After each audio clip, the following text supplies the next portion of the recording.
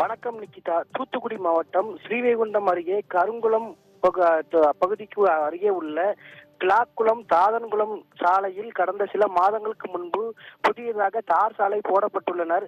இந்த தார் சாலையானது போடப்பட்ட காலத்திலேயே அந்த பகுதி மக்கள் தரமில்லாமல் போடப்பட்டு வருவதாக அப்பகுதி மக்கள் குற்றம் சாட்டினர்.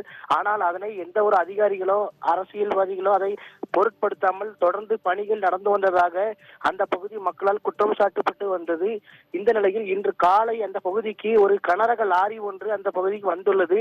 அந்த லாரி வந்தபோது அந்த தார் சாலையானது புதைக்குழி போல அந்த லாரியின் சக்கரங்கள் அந்த சாலையில் புதைந்த நிலையில் காணப்பட்டது.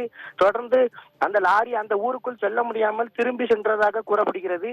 இந்த நிலையில் அந்த போடப்பட்டு ஒரு சில மாதங்களிலேயே அந்த தார் சாலையானது புதைந்த சம்பவம் அந்த பகுதியில் பரபரப்பு ஏற்படுத்தியுள்ளது.